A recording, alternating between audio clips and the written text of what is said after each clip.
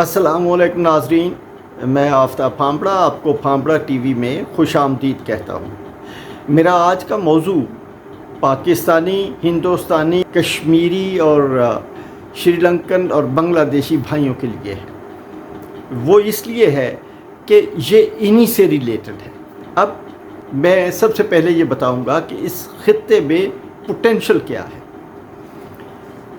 یہ خطہ انتہائی زرخیز ہے، اس میں بہت بڑے بڑے میدان ہیں، بہت اچھی زمینیں ہیں، اور اس خطے میں ہر قسم کے موسم پائے جاتے ہیں، اور اس خطے میں ہر قسم کی کراپ جو ہے، فصل جو ہے وہ اگتی ہے، اور یہ خطہ بے شمار و بے حساب معدنیات سے مالا مال ہے۔ اب صورتحال کیا ہے؟ صورتحال یہ ہے کہ ہم چونکہ ہمارا اس خطے کا یہ سب کانٹیننٹ جو ہے یہ 1947 میں انگریزوں سے آزاد ہوا۔ اب یہ ہے کہ اس خطے میں بسنے والے لوگ جو ہیں ان کو ان کے متعلقہ سیاستدانوں نے ان کے ذہنوں کو اس طریقے سے فیڈ کیا ہے کہ وہ اس رنگ میں رنگے جا چکے ہیں۔ اب ہمیں صرف ایک ایشو ایسا ہے جسے حل کرنا ہے، جو آؤٹ اسٹینڈنگ ہے، جو 1948 سے آؤٹ اسٹینڈنگ ہے۔ اگر وہ ایشو حل ہو جاتا ہے تو ہمارا اور کوئی ایشو ہے ہی نہیں۔ وہ ایشو ہے کشمیر کا۔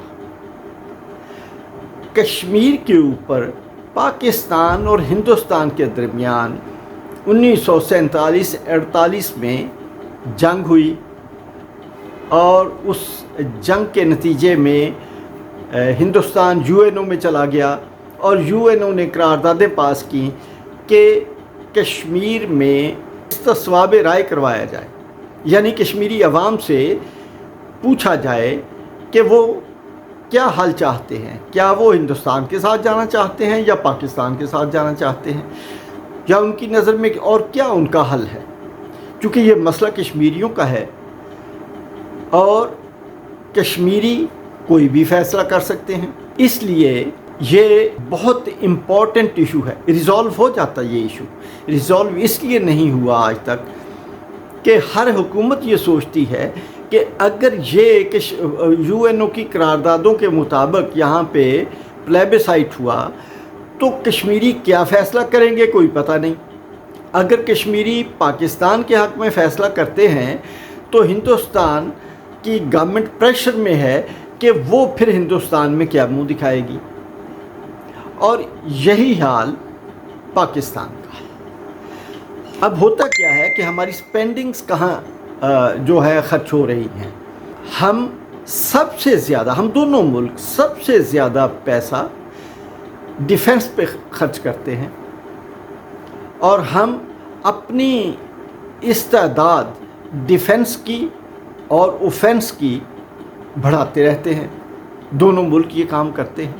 پاکستان چونکہ بہت چھوٹا ملک ہے ہندوستان کے مقابلے میں، اس لیے پاکستان کی اسٹریٹجی یہی ہوتی ہے کہ پاکستان اپنا دفاع کر سکے، اپنے دفاع کو مضبوط کرتا ہے۔ پاکستان کبھی بھی اوفینس میں اوفینسو کوئی اٹیک نہیں کرے گا، پاکستان ڈیفنس کرے گا۔ ہندوستان چونکہ بہت بڑا ملک ہے اور وہ حملہ کرتا ہے۔ اب دونوں ملک ایٹمی ٹیکنالوجی سے لیس ہیں، ڈیٹرنس موجود ہے، چونکہ اگر ہندوستان پاکستان پہ حملہ کرتا ہے تو پاکستان کے پاس ڈیٹرنس کیا ہے؟ اس کے پاس جو نیوکلیئر ایسٹس ہیں وہ بھی اس کا ایک ایسٹ ہے، اس کا ڈیٹرنس ہے۔ پاکستان میں بہت زیادہ غربت ہے، ہندوستان میں اس سے بھی زیادہ غربت ہے۔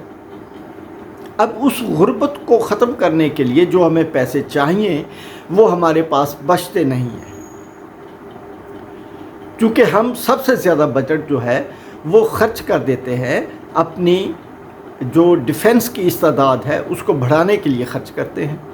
اب اگر ہم یہ فیصلہ کر لیں دونوں سائڈ کے کہ بھئی اس ایشو کو ریزالو کرنا ہے، ایٹ اینی کاسٹ اس کو ریزالو کرنا ہے، تو یہ ریزالو ہو جائے گا۔ دونوں ممالک اپنے اپنے ملکوں میں ایک ایسی فضا کریٹ کرے جس سے لوگ ریشنل ہو جائیں، لوگوں کی اپروچ ریشنل ہو جائے، ریئلسٹک ہو جائے۔ یعنی دونوں ممالک کے لوگ آپس میں لڑنا نہیں چاہتے، دونوں ممالک کے لوگ ایک دوسرے سے دوستیاں کرتے ہیں، ایک دوسرے سے تعلق بڑھاتے ہیں۔ مثلا میں ایک چھوٹی سی مثال دیتا ہوں۔ فرض کریں ہم شمالی ہندوستان کی مثال لے لیتے ہیں، اور وہاں پہ وہ تمام نسلیں آباد ہیں جو پاکستان میں آباد ہیں۔ مثلا وہاں پہ جاٹ آباد ہیں، یہاں بھی جاٹ آباد ہیں، یعنی نسل ایک ہے، مذہب دو ہیں، ٹھیک ہے، اس میں تو کوئی حرج نہیں۔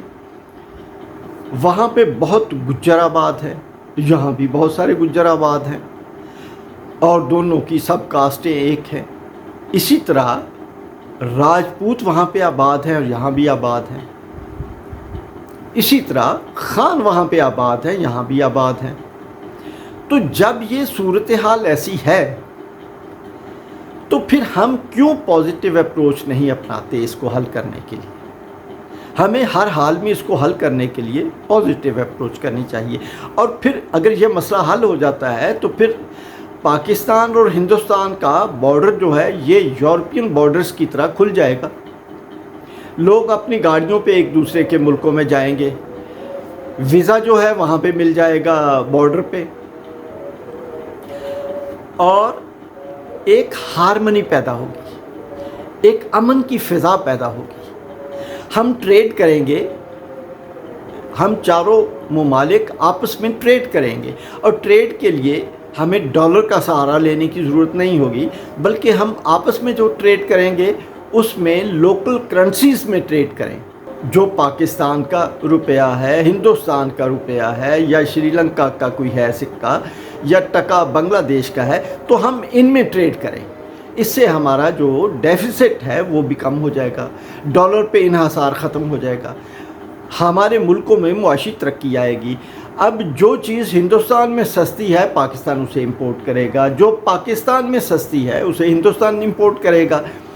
اس کا مطلب ہے کہ دونوں ملک اپنے اپنے عوام کے لیے کوشاں ہوں گے کہ ہم نے اپنے عوام کو غربت سے نکالنا ہے، انہیں خوشحالی کی طرف لے کے جانا ہے۔ مطمع نظر تو دنیا میں ممالک کا ایک ہی ہے نا کہ سوشل ویلفیئر سٹیٹ بنانا ہے کسی بھی ملک کو۔ آپ یورپ میں جاتے ہیں، پریفرنس کیا ہے کہ یورپ جو ہے وہ سوشل ویلفیئر سٹیٹ ہے۔ ہمارے لوگ وہاں جاتے ہیں، پھر واپس آتے ہیں تو وہاں کے قوانین کے حوالے دیتے ہیں، وہاں کی ساری باتیں بتاتے ہیں،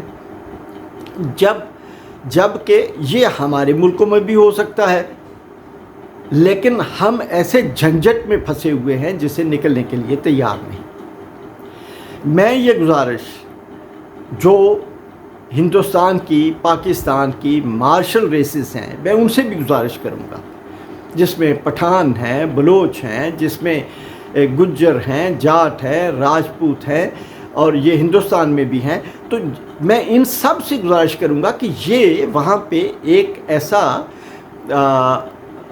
بنائیں، وہاں پہ ماحول ایسا بنائیں جس میں دونوں طرف ایکسیپٹیبلٹی پیدا ہو اور ہم ایک فائدے کے لیے کام کر سکیں۔ یہ ایک میں فوڈ فار تھاٹ دے رہا ہوں۔ میں کسی بھی گورنمنٹ کا بندہ نہیں ہوں، کسی بھی گورنمنٹ میں نہیں ہوں، ایک عام کامن مین ہوں، اور جو میرے ذہن میں آتا ہے میں اس کے مطابق میں آپ سے یہ بات کر رہا ہوں۔ یہ ایک طریقہ ہے۔ پھر ہم ٹریڈ میں جائیں گے تو پھر لوگوں کے رابطے بڑھیں گے۔ جب مین ٹو مین رابطہ ہوگا تو پھر ملک کی ٹائز مضبوط ہوں گی۔ یہ خطہ، یہ سب کانٹیننٹ دنیا کے امیر ترین خطوں میں سے ایک خطہ بن سکتا ہے، جبکہ یہاں پہ ہر چیز موجود ہے۔ لیکن ہم کو صرف ایک آؤٹ اسٹینڈنگ ایشو ریزالو کرنا ہوگا، اور وہ کشمیر کا ہے۔ اگر کشمیر کا ایشو آج ریزالو ہو جاتا ہے تو معاملات حل ہو جائیں گے۔ یہ میں ایک فوڈ فار تھاٹ دے رہا ہوں دونوں ملکوں کے عوام کو، بلکہ چاروں ملکوں کے عوام کو، کہ آپس میں محبت اور امن اور بھائی چارے کے لیے یہ چیز انتہائی ضروری ہے۔ اس کے ساتھ ہی میں اجازت چاہوں گا۔ اللہ حافظ۔